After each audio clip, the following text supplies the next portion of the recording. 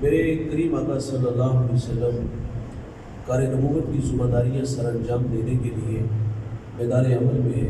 قولوا لا الہ الا اللہ تفلحوا کی صدا جزیرہ عرب میں گونج اٹھی، تو جس شخص کو سب سے پہلے ایمان نصیب ہوا، ایمان لانے میں جس نے سبقت اختیار کی، وہ اس امت کا پہلا صوفی بھی ہے، صحابی بھی ہے، وہ راست رو بھی ہے، وہ راست گو بھی ہے، وہ معاملات دنیا کو سلجھانے کا ڈھنگ اور سلیقہ بھی جانتا ہے۔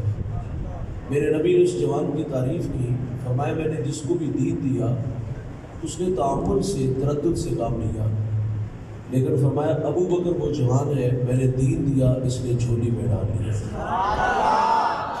دوستو حضور آتے ہیں تو ہر طرف اجالے انوار کرم کی برکھا برستی ہے۔ ہم نے عرب معاشرے کو پڑھا اور ان کے رویوں کو پڑھا، انتہائی تلخ رویے رکھتے تھے۔ میرے نبی نے آ کر کے اس معاشرے کو رشتوں کی قدریں سکھائی۔ انسان سے جڑے ہوئے بڑے محبوب رشتے جو دل کے بڑے قریب ہوتے ہیں، ان کے ساتھ ان کے رویے کیسے تھے، آئیے میں عرض کرتا چلوں۔ بیٹی کو رحمت کہا گیا، لیکن انہوں نے رحمت نہیں، بیٹی کو منحوس کہا، بیٹی کو زندہ درگور کیا۔ سنن دارمی کا حوالہ ہے کہ ایک شخص ایمان لایا، ایمان لانے کے بعد حضور سے عرض کیا کہ حضور میں نے زمانہ جاہلیت میں اپنی بیٹی کو پانی کے کنویں میں ڈبو کے مارا ہے اور اس کی چیخیں آج بھی سنائی دیتی ہیں۔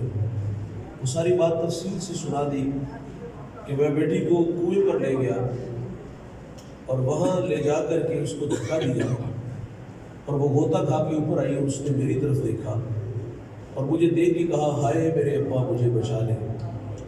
جب یہ بات کی تو میرے نبی اتنا روئے کہ ساری داڑھی آنسوں سے تر ہو جاتی ہے۔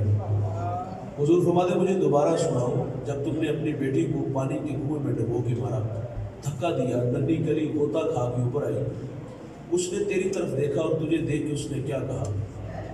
اس نے کہا حضور اس نے مجھے کہا ہائے میرے ابا مجھے بچا لے۔ اسلام سے بیٹی پانی کے کنویں میں ڈوب کے مر رہی تھی، یہ زندہ درگور ہو رہی تھی، اس کو منحوس کہا گیا۔ حضور آتے ہیں تو بیٹی کا وقار بلند ہوتا ہے۔ فرمایا میری بیٹی فاطمہ میرے جگر کا ٹکڑا ہے۔ بیٹی ملنے آتی تو حضور اٹھ کے بیٹی کا استقبال کرتے ہیں، فاجلسها فی مجلسہ، جس جگہ خود بیٹھتے وہاں ساتھ بیٹی کو بٹھاتے ہیں۔ حضور جب سفر کے لیے تشریف لے جاتے سب سے آخر پر فاطمہ کو ملتے ہیں، اور جب سفر سے واپس تشریف لاتے تو سب سے پہلے فاطمہ الزہرا کو ملتے ہیں۔ امت کو تعلیم دی، گھر میں کھانے کو کچھ لاؤ تو پہلے بیٹی کو دو پھر بیٹے کو دو۔ ساسا بن ناجی البجاشی یہ عرب کا بہت بڑا شاعر اور حضور سے عرض کرتے حضور میں نے زمانہ جاہلیت میں بہت ساری بچیوں کو زندہ درگور ہونے سے بچایا ہے، ان کے ظالم باپوں کو فدیہ دیا، گابر روٹیاں دیا، تو لالچ دے کر کے انہیں بچیوں کو بچایا ہے۔ شاعر کا دل ہوتا ہے گداز، وہ تو شاخ سے پھول بھی نہیں توڑتے۔ عرض کیا حضور اس عمل کی جزا ہے میرے لیے، لیکن یہ عمل جہالت کے زمانے کا ہے۔ تو حضور فرماتے اللہ نے تجھے جزا دے دی ہے۔ عرض کی حضور وہ کیسے؟ فرمایا اللہ نے تجھے دولت ایمان سے مالا مال نہیں کر دیا۔ خاص جہالت کے زمانے کا اچھا عمل بندے کی ہدایت کا سبب بن جاتا ہے۔ تو میرے نبی نے آ کر کے بیٹی کو عزت عطا فرمائی۔ رکیے گا دوست، آج جس معاشرے میں میں اور آپ سانس لے رہے ہیں، معذرت سے کہوں گا وہ صادق نے کہا تھا نا کہ کون کہتا ہے کہ ظلمات نے دم توڑ دیا ہے، ہم لوگ پھر اندھیروں میں چلیں گے۔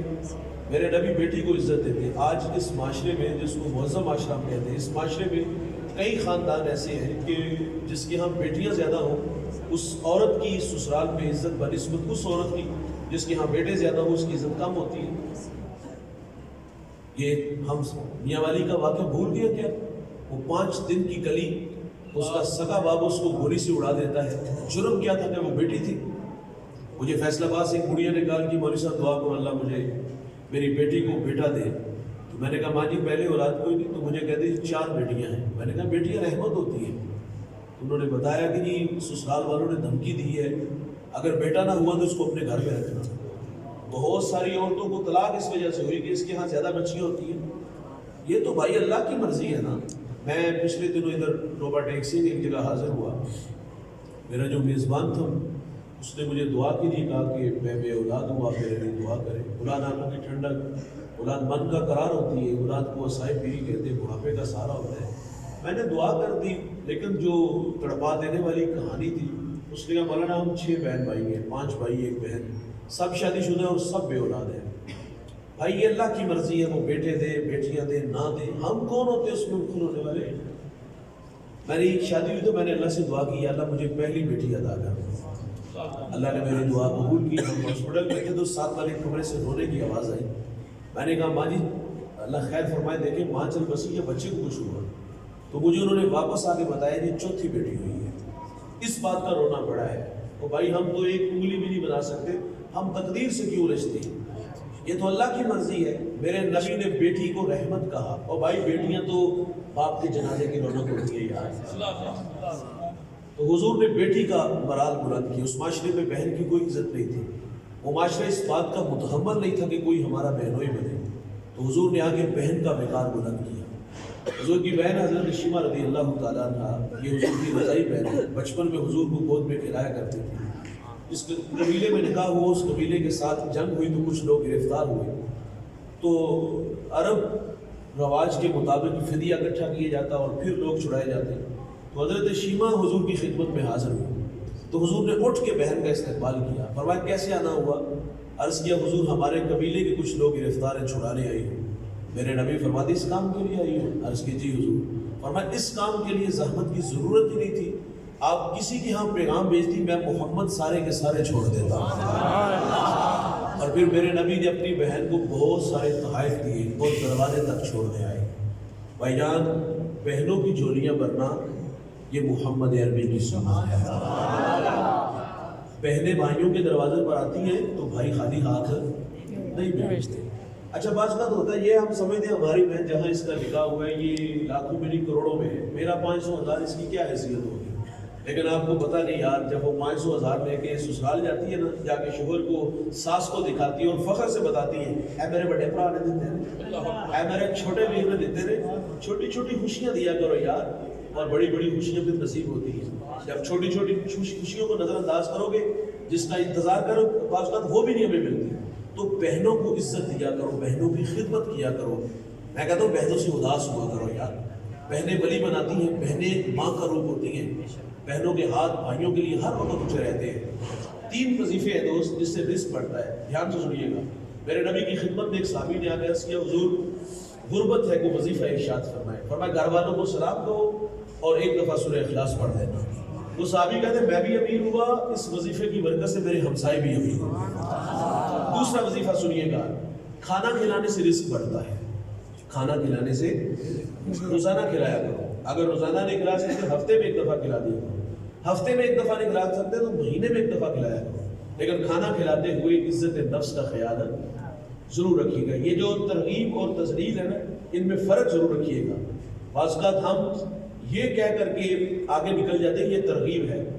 بھائی جان یہ کیسی ترغیب ہے کہ ایک آٹے کا تھیلا اور 500 کا نوٹ اور 10 بندے ساتھ کھڑے ہو کے اسے پیش کر رہے ہیں، اور سامنے 10 بندے تصویریں بنا رہے ہیں اور اس کی نگاہیں جھکی ہوئی ہے، وہ خدا سے نہ جانے کیا کہہ رہا ہوتا ہے، مالک یہ لوگ مجھے ذلیل کر کے 500 روپیہ دے رہے ہیں۔ بھائی جان تذلیل اور ترغیب میں بڑا فرق ہے۔ اعلانیہ جائز ہے جب ترغیب دلانا مقصود ہو، یہاں ترغیب کون سی ہے؟ یہاں تو ہم ذلیل کر رہے ہیں اس کو۔ میرے نبی نے جب غزوہ تبوک کے موقع پر فنڈ کا اعلان کیا نا، یہ ترغیب دیکھیے گا، حضور نے اعلان کیا تو ہر ایک نے اپنی اپنی استطاعت کے مطابق دیا، لیکن جب ابو بکر کی باری آئی نا، ٹاٹ کا خرقہ پہنا، کانٹوں کے تکمے لگائے، حضور کی خدمت میں حاضر ہو گئے۔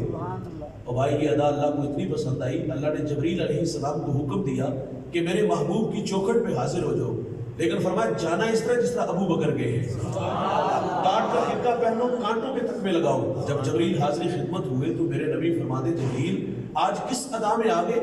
عرض کیا آج کی ادا جو ابو بکر نے اپنائی ہے وہ اللہ کو بڑی پسند ہے۔ بھائی جان تن کا لباس بھی دے دیا، بوریے کا لباس پہن کے، دیوار سے ہاتھ مار کے دیکھتے ہیں کہ کچھ سوئی تو نہیں باقی رہ گئی، یہ ہے ترغیب۔ اور پھر خفیہ دیکھیے گا بھائی، حضرت عمر رضی اللہ تعالیٰ عنہ فرماتے ہیں میں سیدنا صدیق اکبر سے ملنے گیا تو وہاں ایک رجسٹر پڑا تھا جس میں کچھ نام تھے بیوہ کے، یتاما کے، مساکین کے۔ ایک جگہ پہ بیوہ کا نام تھا اور ساتھ خدمت گزار کا نام نہیں تھا۔ فرماتے میں نے اپنا نام لکھ دیا۔ اگلے دن میں اس کے گھر گیا، دستک دی، کہا بہن حاضر، اس نے کہا جزاک اللہ۔ ایک صاحب آتے ہیں اور خدمت کر کے چلے جاتے ہیں۔ فرماتے میں دوسرے دن جلدی چلا گیا، میں نے کہا حاضر، کہا صاحب میں نے کل بھی شکریہ ادا کیا تھا، آنے والا ذمہ دار ہے۔ کہا کون ہے وہ؟ اس نے کہا میں نہیں جانتی، وہ دستک دیتا ہے، میں پردے میں چلی جاتی ہوں، وہ میرے گھر کے برتن دھوتا ہے، مشکیزیں بھرتا ہے، جھاڑو دیتا ہے اور چلا جاتا ہے۔ حضرت عمر فرماتے میرے دل میں شوق پیدا ہوا کہ میں اس کی زیارت تو کروں، وہ ہے کون؟ فرماتے تھوڑا سا اور جلدی چلا گیا، ایسے زاویے میں کھڑا ہوا آنے والا آسانی سے دکھائی دے۔ فرماتے ایک دفعے پاؤں آگے بڑھا، میں نے آواز دی کہ کون ہو آپ؟ تو آواز آتی ہے امیر المومنین۔ آگے بڑھ کے دیکھا تو سیدنا صدیق اکبر رضی اللہ تعالیٰ عنہ، بھائی جان پاؤں میں جوتے بھی نہیں تھے۔ حضرت عمر نے عرض کیا حضور جوتے ہے نہیں؟ ارادہ تن نہیں پہنے۔ فرمایا ارادہ تن نہیں پہنے۔ کہا کیوں؟ کہا یہ وقت لوگوں کے آرام کا ہے، جوتے اس لیے نہیں پہنے کہ کہیں میرے قدموں کی آہٹ کی وجہ سے کسی کی نیند میں خلل نہ آئے۔ طبیعت کی حساسیت دیکھیے گا بھائی جان، پاؤں میں جوتے اور جوتوں کی آہٹ، کہا اس وجہ سے کسی کی نیند میں خلل نہ پڑے۔ آج ڈرم پیٹے جاتے ہیں، ڈھول پیٹے جاتے ہیں۔ شادی تو اپنے بیٹے کی ہے نا، ہمسایوں کو کیوں آپ تنگ کر رہے ہو؟ ہمسایہ جرت نہیں کرتا کہ اس کو کہے کہ دیکھ کی آواز ہلکی کر لو۔ اگر وہ لجاجت سے کہہ دے بیٹا تھوڑی سی آواز توجہ دلا رہا ہے نا یار، اور اس کی بات مان بھی لے رہے، ہمسایوں کے حق بھی بڑے ہیں۔ اور پھر رد عمل اتنا غلط آتا ہے کہ گانا میرے گھر میں چل رہا ہے، تمہیں کیا مسئلہ؟ اور پھر اوباش لڑکوں کو لے کے مکان کی چھت پہ چڑھ کے اس شریف آدمی کی بیٹیوں کو چھیڑا جاتا ہے، آوازیں کسی جاتی ہے، کبھی اس کے دروازے کے سامنے گندگی اور روڑے پھینکے جاتے ہیں۔ یہ ہمارے رویے ہیں۔ اور سیدنا صدیق اکبر رات کو آئے، پاؤں میں جوتے نہیں پہنے۔ کیوں نہیں پہنے؟ یہ وقت لوگوں کے آرام کا ہے۔ اور دوسرا پہلو دیکھیے گا کتنا خوبصورت ہے، رات کے اس وقت میں آئے جس وقت میں اللہ کے علاوہ انہیں کوئی بھی نہیں دیکھتا۔ ویسے ہمارے ہاں نیکی کا تصور یہ ہے، نیکی وہ ہوتی ہے جو دکھائی دے، صرف دکھائی نہ دے، اس کا شور بھی سنائی دے۔ ہمارا کہنا دوست کچھ نیکی گمنام کرنی چاہیے، اور گمنام نیکی جنازے میں آئے، اور گمنام نیکی جنازے میں آ کے شور بچائے۔ یہ کھانا کھلاتا تھا، یہ لباس پہناتا تھا، یہ ہمارے گھر میں راشن ڈالتا تھا۔ بھائی جان لالا موسیٰ میں شور بچے، ہم نے تو فیس بک پہ اس کا کوئی اشتہار نہیں دیکھا تھا۔ آپ کے پاس ایسی 100 نیکیاں ہوں گی، جنت میں جانے سے آپ کو کوئی بھی نہیں روک سکے گا۔ واسف علی واسف نے ادارہ بنایا، کسی کو فیس معاف کر رہے، کسی کو یونیفارم ایسے دے رہے، کسی کو کتابیں دے رہے۔ کہا یہ کیا کر رہے ہو؟ تو آپ فرماتے میں اپنے جنازے کے لیے بندے اکٹھے کر رہا ہوں۔ تو بھائی کچھ جنازے کے لیے بھی تو لوگ اکٹھے کرنے چاہیے نا۔ گمنام نیکی کرو، کھانا کھلاتے ہوئے عزت نفس کا خیال ضرور رکھا جائے۔ کھانا کھلانے سے، اور ایسا کھانا جس میں لوگوں کو دکھایا جائے، لاکھوں کروڑوں کی سخاوت بھی ہوئی نا تو اللہ قبول ہے۔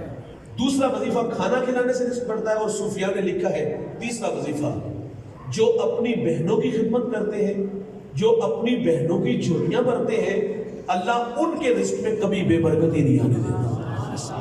تو اپنی بہنوں کے ساتھ اچھا سلوک کیا کرو، ان سے اداس ہوا کرو یار، بلایا کرو انہیں۔ یہ تو معذرت سے کہوں گا، ماں باپ جب چلے جاتے ہیں تو 6 ماہ نہیں آتی ہمارے گھروں میں، ہمیں یاد بھی نہیں آتی ہے، تو سال بعد چھٹیاں گزارنے آج تو بھائی کے رویے دیکھ کے واپس چلے جاتی ہے، انتہائی معذرت سے۔ تو میرے نبی نے آ کے بہن کا وقار بلند کیا۔ اس معاشرے میں بیوی کے ساتھ کیا سلوک تھا؟ بیوی کو قوم کا جوتا خیال کرتے تھے۔ یا آپ اپنا ہمسایہ ملک ہندوستان کی تاریخ پڑھ کے دیکھ لو، اگر کسی کا شوہر دنیا سے گیا ہے تو وفا وہ کہتے ہیں مکمل تب ہوگی جس آگ میں یہ چل رہا ہے اس آگ میں چھلانگ لگا جائے، شراب پلاتے، اس کو جذبات دیتے۔ مرنے کو کس کا جی چاہتا ہے؟ اگر وہ اس کی بات نہ مانتے تو کیا ہوتا؟ اس کو بند کمرے میں ڈال دیتے، اس کی جھولی میں بیگنیاں ڈال دیتے، اس کے سر کے بال اتار دیتے، وہ دوسری شادی بھی نہیں کر سکتی تھی۔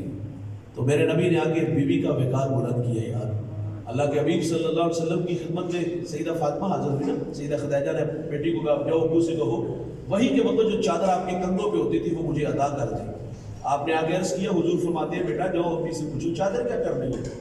آپ گھر آئی تو حضور بھی تشریف لے آئے، فرمایا خدیجہ خیریت؟ عرض کی حضور بطور برکت کفن کے لیے ساتھ لے جانا چاہتی ہوں۔ میرے نبی فرماتے آپ چادر مانگ رہی ہو، اگر میں محمد کے جسم کی جلد مانگتی میں تمہیں وہ بھی عطا کر دیتا۔ بیوی کو عزت عطا فرمائی۔ حضرت عائشہ رضی اللہ تعالیٰ عنہ پانی نوش فرما رہی ہے، فرمایا اس میں سے کچھ بچا لینا۔ انہوں نے بچا لیا۔ میرے نبی فرماتے عائشہ آپ یہ بتائیں کہ آپ نے کہاں ہونٹ رکھ کے پانی پیا؟ عرض کیا حضور یہاں ہونٹ رکھے، میرے محمد وہی لب رکھ کے پانی پیتا۔ حضور نے بیوی کو عزت عطا فرمائی۔ اس معاشرے میں ماں کے ساتھ کیا سلوک تھا؟ ماں ترکے میں بٹ رہی تھی، ماں منڈیوں میں بک رہی تھی۔ عکاس کی منڈی میں 3 بیٹوں نے اپنی سگی ماں کو 900 دراہم میں بیچ دیا تھا۔ یہ ماں کے ساتھ سلوک تھا۔ اور باپ کے ساتھ کیا سلوک تھا؟ ایک بہت بڑا فلسفی اپنے باپ کو زد و کوب کر رہا ہے. سوال کیا گیا اس کا جرم کیا ہے؟ وہ کہتا ہے اسی لائق ہے کہ اس کو مارا جائے. میں عالم بالا میں تھا، اس نے مجھے عالم اسفل پہ دھکیل دیا، اب اسی لائق ہے اس کو مارا جائے. ابو علا مورہ بہت بڑا دانشور ہے. مرنے لگا تو کسی نے کہا جب تم مر جائے تو ہم تیری قبر کے کتبے پر کیا لکھیں؟ اس نے کہا میری قبر کے کتبے پہ لکھنا یہ وہ ہے جس کو اس کے والدین نے جنم دیا. لیکن یہ غلطی اس نے نہیں کی، اس نے شادی نہیں کی تھی، اس کے بیوی بچے تھے. وہ ماں باپ کو مجرم کراٹ ٹھہراتے تھے، باپ کو زد و کوب کیا جاتا تھا. میرے نبی تشریف لاتے ہیں اور ارشاد فرما دے اللہ کی رضا والد کی رضا میں ہے، اللہ کی ناراضگی والد کی ناراضگی میں ہے. اور بھائی ماں ترکے میں بٹی، ماں منڈیوں میں بکی، میرے نبی تشریف لاتے ہیں جنت کو کھینچ کے ماں کے قدموں تلے رکھ دیتے ہیں. عمل رسول اللہ صلی اللہ علیہ وسلم نے ماں کا ادب کر کے بتایا. مصلی امامت پہ کھڑے ہیں اور تا حد نظر اصحاب ہیں. حضور کی آنکھوں میں آنسو آ گئے، حضور کو ماں یاد آ گئی. بھائی جان یہ مکی دور نہیں، یہ مدنی دور ہے. یہاں آداب کی آیتیں اتر چکی، یہاں صحابہ کتار اندر کتار کھڑے ہیں. یار جس نے دکھوں کا دور دیکھا ہو نا، خوشحالی ہے تو انسان آرزو ضرور کرتے کاش کہ آج میرے ماں باپ ہوتے تو میرے سر پر عزت کی دستار دیکھتے. میں اور آپ اپنا ماضی پلٹ کے دیکھتے تو خود کو غربت کی لکیر پہ دیکھتے. ایک وقت کا ہوتا تھا، ایک وقت کا ہوتا ہی نہیں تھا. اچار سے روٹی کھا لیتے تھے، گنڈے سے کھا لیتے تھے، گڑ سے کھا لیتے تھے. یار لسی میں نمک مرچ ڈال کے اس سے کھا لیتے تھے. وہ کسی نے فقیر سے پوچھا نا بابا جی سب سے مزیدار چیز کون سی ہوتی ہے؟ تو اس نے کہا تھا پتر بھوک ہوتی ہے. وہ بھوک کا زمانہ آتا ہے یار، لیکن آج دسترخوان پہ انواع و اقسام کے کھانے پھل ہیں. آرزو نہیں مچلتی کاش ابا جی ہوتے، ابا جی ہوتے، یہ بہار بھی دیکھتے. اور بھائی کبھی کوئی گلی محلے میں نہیں جانتا تھا، رشتہ دار بھی نہیں پہچانتے تھے. ویسے بھی غریب کا رشتہ دار ہوتے ہی کوئی نہیں. غریب تو کسی کو کال کر لے تو نواب کا بیٹا کال نہیں ریسیو کرتا، کہیں قرض نہ مانگ لے، قرض دے دیا تو واپس کیسے کرے گا. اور بھائی غریب خوددار ہوتے ہیں، ہاتھ پھیلانا توہین جستجو جانتے ہیں. وہ تو رشتوں کی قدروں کو جانتا تھا کہ یہ میرے چچا کا، تائے کا، پھوپھو کا بیٹا ہے. لیکن وہ کیا جانتا تھا کہ جہاں ڈالر ڈیرے جماتی ہے وہاں رشتے اور قدریں بدل جاتی ہیں. میں نے بہت کم لوگ دیکھے جنہوں نے اپنے آغاز کو یاد رکھا، کہاں سے شروع ہوا اور آج کہاں آ کے کھڑا ہوا. اکثر لوگ اوقات بھول جاتے ہیں. ان کے لیے ایک جملہ ہے بھائی جان، اوپر جانے میں بڑا ٹائم لگتا ہے لیکن اوپر سے نیچے آنے میں زیادہ ٹائم نہیں لگتا. خیر غریب کا کون رشتہ دار ہوتا ہے یار، کبھی کو گلی محلے میں نہیں جاتا. آج پوری دنیا میں شہرت ہے. انسان آرزو کرتا ہے کاش ماں باپ ہوتے تو یہ سر پر عزت کی دستار دیکھتے. اور بھائی کبھی پاس سائیکل نہیں ہوتا تھا، آج جہازوں کے سفر، آج دوڑتی گاڑیاں، فلک بوس، عمارتیں، بنگلے، پلازے. انسان آرزو کرتا ہے کاش ماں باپ ہوتے. میرے ایک دوست نے گاڑی لی، میں نے مبارکباد دی، آنکھوں میں آنسو تھے. میں نے کہا کاشف خوشی کے یا ماضی کی تلخیاں؟ وہ کہتا ہے ایک زمانہ تھا ماں بیمار ہوئی اور میرے پاس اتنے پیسے نہیں تھے کہ میں ماں کو گاڑی پہ بٹھا کے ہاسپٹل لے جاتا. وہ کہتا ہے ماں کو گدھا گاڑی پہ بٹھایا اور ماں راستے میں ہی زندگی کی بازی ہار گئی. وہ کہتا ہے سب کچھ ہے، ماں نہیں ہے. مرنے والے یہ بات کیا جانے، جینے والوں پہ کیا گزرتی ہے. اپنوں کے بغیر زندگی بڑی ادھوری ہوتی ہے دوست. یہ انسانی فطرت ہے، وہ آرزو کرتے ہیں ماں باپ ہوتے تو یہ بہار دیکھتے. میرے نبی مصلی پہ کھڑے ہیں یار، ماں یاد آ گئی. اور حضور کی والدہ کب بچھڑی؟ جب میرے نبی کی عمر 6 سال تھی. ابوا نامی ایک بستی ہے جہاں سید آمنہ رضی اللہ تعالیٰ عنہ آ کے رک گئی. آپ کو بخار نے آگے دی اور آپ جان کے کہ یہ بخار میری جان لے لے گا. وقت رخصت ایمن کو کہا کہ میرے بیٹے کو بحفاظت عبد المطلب تک پہنچا دینا. پھر حضور کو پاس بلایا. ادھر بچپنے کی معصومیت، پیشانی میں نبوت کا نور، ماں بیٹے میں کھپ سی گئی. تو ایک باتیں کی اور پھر ہمیشہ کے لیے پہاڑوں میں سو گئی. فرمایا بیٹا ہر نئی چیز نے پرانا، ہر باقی نے فنا ہو جانا ہے. فرمایا بیٹا میں بھی جا رہی ہوں لیکن سنو میرا ذکر باقی رہے گا. فرمایا اس لیے کہ میں تیرے جیسا پاکیزہ اور ستھرا محمد چھوڑ کے جا رہا ہوں. سانسوں کی مالا ٹوٹ گئی، موتی فضا میں بکھرے، ماں سے لپٹ کے روئے. ننھے ننھے ہاتھوں سے کالے پتھروں کی قبر بنائی، اس میں آنسوؤں کا چھڑکاؤ کیا. پھر جہاں تک ماں نظر آتی ہے میرے نبی پلٹ پلٹ کے ان کالے پتھروں والی قبر کو دیکھتے ہیں. میں سیدہ آمنہ رضی اللہ تعالیٰ عنہ کے مزار پہ 2 دفعہ حاضر ہوا ہوں. یہ مدینہ سے تقریباً 350 کلومیٹر کے فاصلے پر ہے. میں پہلی دفعہ جب حاضر ہوا سحری کا وقت تھا، پہاڑ کے نیچے تھا، ماحول خاموش، ہوا کا کہیں سے کوئی ایک جھونکا بھی نہ آیا. لیکن جب سیدہ آمنہ کے قدموں پہ جا کھڑا ہوا تو ایسا لگا کہ اللہ نے جنت کے 8 دروازے کھول دیے. آج بھی جنت سے ٹھنڈی ہوائیں سیدہ آمنہ کو سلام کرنے آتی ہیں. میرے ساتھ کچھ دوست تھے، ہم واپس آنے لگے تو میں نے کہا یار آج ہم بھی جس طرح حضور ماں سے بچھڑے پلٹ پلٹ کے دیکھا، تو میں نے آج ہم بھی یہاں سے اسی طرح رخصت چاہیں گے۔ پہلی دفعہ جب پلٹ کے دیکھا حضور کا بچپنا اور وہ بچپنے کی تڑپتی کہانی سامنے آئی، مقام بدر تک ہماری ہچکیاں اور سسکیاں تھمنے کا نام ہی نہیں لے رہی تھی۔ ام ایمن کہتی میں حضور کو لے کے پہاڑ سے نیچے آ گئی، پلٹ کے دیکھا تو حضور میرے ساتھ نہیں تھے۔ آپ فرماتی میں دوبارہ پھر پہاڑ پہ چڑھی تو میری آنکھیں کیا دیکھتی ہیں، حضور ماں کے سرانے کھڑے ہیں اور وہاں کھڑے ہو کر کہہ رہے تھے امی جی آپ تو جانتے ہو کہ میرا اس دنیا میں آپ کے سوا کوئی بھی نہیں ہے۔ ام ایمن کی جان نکل گئی، سینے سے لگا لیا۔ میرے نبی فرمایا کرتے تھے ام ایمن میری ماں کے بعد میری ماں لگتی ہے۔ آج ماں کی یاد آئی، مصلی پہ کھڑے ہیں، آنکھوں میں آنسو ہے۔ فرمایا کاش میری ماں ہوتی۔ صحابہ کو کلام کیا میں تمہیں نماز عشاء پڑھا رہا ہوتا، اس میں سورۃ فاتحہ کی قرات بھی کر چکا ہوتا۔ والدہ کو کوئی کام یاد آتا وہ مسجد نبوی کے دروازے پر آ کر کہتی بیٹا محمد میری بات سنو۔ حضور فرماتے میں نماز توڑ کے پہلے اپنی ماں کی بات کو سنتا ہوں۔ بھائی جان ماں باپ کی قدریں سکھائی گئی ہیں، اور آج جس معاشرے میں اور آپ سانس لینے معذرت سے کہوں گا ماں باپ ہمارے رویوں سے بہت تنگ آ گئے ہیں۔ اب ماں باپ ڈرتے ہیں کہ کہیں ایسی کوئی بات ہوئی تو یہ ناراض نہ ہو جائے، بلکہ اب تو اولاد سے ڈر اس حد تک ہے کہیں ہاتھ نہ اٹھا دیں۔ گالیاں تو دیتے ہی دیتے ہیں، اور یہاں تک ایسی نالائق اولاد بھی دیکھیے کہ جو ماں باپ کے منہ پہ تھپڑ بھی مار دیتے ہیں۔ بھائی جان اپنے ماں باپ کی قدر کرو، یہ ایک بار آتے ہیں دوبارہ نہیں آتے، اور اگر یہ ناراض گئے نا ہم زندگی سے راستہ مانگیں گے زندگی راستہ نہیں دے گی۔ عرش کا رحمان ہمیں معاف بھی کبھی نہیں کرے گا۔ بڑی دولت ہے بھائی، اور میں ترغیب ضرور دلاتا ہوں کہ یار مانا کہ آپ بڑے ہو گئے ہو، آپ کے کندھوں پہ بہت ساری ذمہ داری ہے، لیکن تھوڑا وقت اپنے والدین کے لیے ضرور نکالا کرو۔ کم از کم یار 24 گھنٹوں میں سے 1 گھنٹہ اپنے ماں باپ کے لیے مختص کر دو، پاؤں دبایا کرو، گپ شپ لگایا کرو، کبھی کبھی انہیں باہر گھمانے پھرانے لے جایا کرو، یار کبھی کبھی پرانے دوستوں سے ملانے لے جایا کرو، کبھی ہوٹل سے یار کھانا کھلانا لے جایا کرو۔ یہ سردیاں آئی ہیں چادر لا دی، کپڑے لا دیے، وہ بھائی یہ چھوٹی چھوٹی خوشیاں ماں باپ کو دیا کرو۔ ماں باپ دوست مرتے اس وقت ہے جب اولاد توجہ نہیں دیتے۔ رات کو ساری زندگی یہ دھوکہ رہا کہ ہم نے 1 ماہ بعد 2 ماہ بعد ان کی کچھ خدمت کرتے ہیں، تو یہی ہماری ذمہ داری ہے بھائی جان۔ یہ ہمارے پیسوں کو بالکل نہیں بھوکے ہوتے، زندگی میں بڑا کمایا ہوتا ہے اور وہ کما کے خرچ بھی ہمارے اوپر کیا ہوتا ہے۔ انہیں ہمارے پیسے نہیں چاہیے، ان کی آرزو ہوتی کہ اب ہمارے بچے ہمارے ساتھ کچھ وقت گزارے۔ پردیس کے دھکے ان کے لیے کھائے، فیکٹریوں میں 18 گھنٹے کام ان کے لیے کیا ہے، لیکن جب ماں باپ بوڑھے ہوئے تو ماں باپ کے ساتھ اولاد کے رویے اور پھر تعلق کتنا رہ جاتا ہے۔ 6 ماہ ایک گھر میں رہ کے ہم اجنبی والی زندگی گزارتے ہیں، ملاقات ہی نہیں ہوتی۔ یار آتا ہے کنڈا کھڑکاتا ہے، جہاں جی چاہتا لے جاتا ہے۔ بوڑھی ماں بوڑھا باپ ترلے کر رہے تو پرواہ نہیں کرتے، یار کو دیکھ کر باہیں ملاتے، باپ کو دیکھ کے ہم راستہ بدل لیتے۔ اور ایسی نالائق اولاد بھی وہ کہتے ہیں چمن تو لے کے ہون تک جڑے احسان کے دل ادھر بدلہ لے لے، میں مر گیا تو نہ آنا، آپ مر گئے تو میں نہیں آؤں گا۔ یہ رویے ہم نے دیکھے پڑے ہیں۔ بھائی جان ان کی قدر ان کی زندگی میں کرو، زندگی راستہ نہیں دے گی اگر ناراض گئے تو ان کے ساتھ وقت گزارا کرو۔ ایک گھر میں رہ کے اجنبیوں والی زندگیاں نہ گزارو۔ بڑا نشہ آتا ہے طبیعت میں یار جب ان کے قدموں میں بیٹھا جاتا ہے۔ میں بالکل آپ کے ادھر پڑوس میں کھاریاں ہیں، اور اس کے بالکل پڑوس میں ایک چھوٹا سا گاؤں، مجھے اس کا نام نہیں آتا، وہاں میں حاضر ہوئے ایک جگہ، وسیم عباس صاحب ہیں، وہ انگلینڈ ہوتے ہیں، ان کی والدہ کا سالانہ ختم پاک تھا، تو میں نے وہاں ایک بات سنائی۔ میرے ایک دوست ہے سیالکوٹ سے، ان کا تعلق ہے، فاہد صاحب، وہ کہتے ہیں میں والدہ کو ایک دفعہ دکان پہ لے کر جوتا خریدنا تھا، دکاندار نے کچھ 6-7 قسم کے جوتے دکھائے۔ یہ بات مجھے اچھی لگی، تو جس طرح میں ابھی آپ کو سنا رہا ہوں وہاں میں نے سنا دی۔ وہ کہتے ہیں دکاندار نے وہ 6-7 قسم کے دکھائے، تو میں نے والدہ سے پوچھا مجھے کون سا پسند ہے؟ انہوں نے کہا پتر ساری ہی صحیح تھے۔ تو میں نے کہا کہ ساری پیک کر دو، تو کہا بیٹا ایک چاہیے، نہیں کہا ماں تجھے سارے اچھے لگے تو پھر ساری لے جاتے، گن گن کے دیتے ہیں نا۔ تو جب ماں باپ کی باری آتی ہے تو انہوں نے کی کرنا جی، انہوں نے کہڑے خرچے نے ہو۔